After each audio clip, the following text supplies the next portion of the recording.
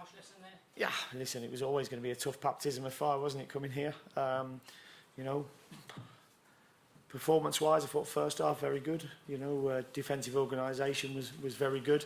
You know, but we came up against a superior team who deserved to win at the end. You know, albeit that, you know, a few of their goals, you know, one's deflected off Tyrone, one was a ricochet between Tyrone and Engels, and the third one when we're trying to get back into it, you know. But I was disappointed with our second half performance. I just felt that we were too cheap on the ball, gave it away very cheaply, never retained the ball. And when you know, keep giving the ball away and having to chase as hard as we did today defensively, you know, I thought their physicality shone through at the end, and hence them getting the win. What did you think of the clash between Sanchez and McGinn earlier in the second half? Which one did you I don't think there was anything wrong with it. I don't even know why it went to VAR. To be honest, I thought it was just two players going in for the tackle. So you didn't think it was a penalty? I thought, was you on about the incident in front of the dugout? Early in the second half, McGinn ran through it and he Oh, sorry. No, I possibly not. But I didn't think it was a foul just after that as well, because it was similar challenges and the referee blew up for one but not the other. But they didn't give the penalty, so nothing we can do about that.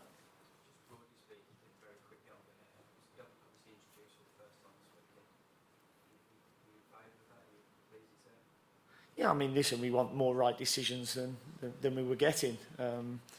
You know, I suppose the only question I have is, I felt there was a free kick at 1-1 when Hotter appeared to win the ball to what I've seen on the viewing, and yet the free kick's given, and if they stick that in the top corner, all of a sudden they've scored, you know. So it's how much you use it, but, you know, it's a tool that's there for us to make the game better, and, you know, it's our first season with it.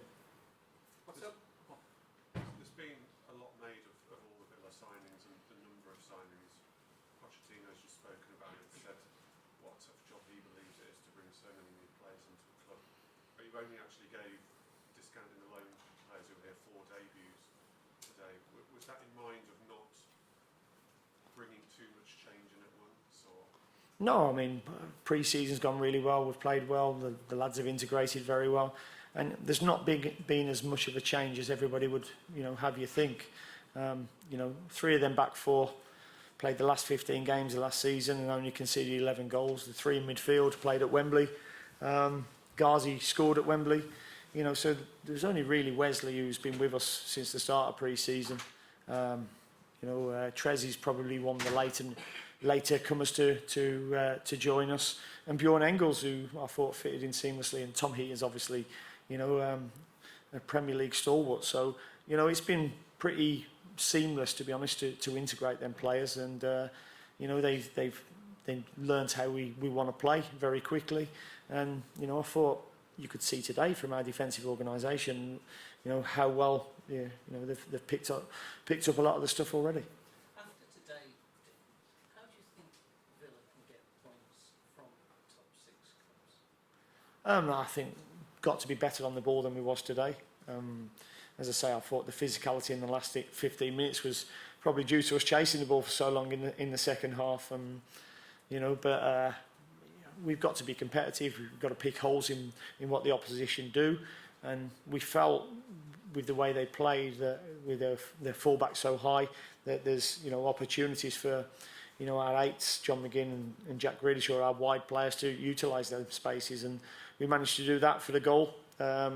We done it again when Trez, you know, could have made it 2-0.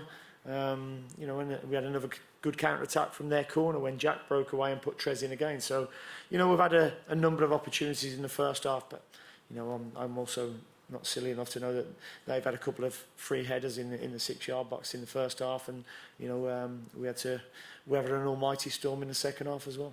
Jack had a good game, but was there a little lesson for him at the end in that goal, with him getting caught on the edge of his area? Possibly. I mean, you know, we want players to express themselves. You know, that's what he's very good at. You know, their counter pressing is probably what they're renowned for. They're very good at that, and, you know, that resulted in a goal. If it was probably at the other end, we might not have got that decision, but we might have got a foul. But, you know, it wasn't to be. You know, I thought Wesley was a handful up front without you know, having too much of the ball. Didn't think he was protected well enough, if I'm honest, throughout the game. I thought, you know, a number of challenges, you know, weren't given against him, and you know, it's something that we've got to get used to as well. Gilbert wasn't in the matchday squad. Was that that injury or just a selection? No, just a selection. You know, I decided to go with the team I went with. Then I felt I wanted 2 defenders, 2 midfielders and 2 forwards on the bench. You know, so either Matt Targett or Freddie Gilbert had to miss out, and unfortunately he's had a good pre-season as well. But you know, there's only 18 players I can choose, and you know, I just felt I've got Ezri Konsa as the only centre back on the bench, but Ezri's played a number of games, certainly at right back as well. Who could go there? You know, if one of our fullbacks, you know, tired. So you know, Matt Targett got the nod over him on the bench. I think you've seen enough today to tell you that you can compete in this level. Yeah, definitely. I mean, there's things that we need to learn and reflect on, and we'll analyse it, you know, to get better. But I think everybody who saw the game were, you know, maybe the Tottenham supporters and the Tottenham players didn't think it would have been until the last 5 minutes that they, you know, finally took the lead against us. Brilliant. Thank you.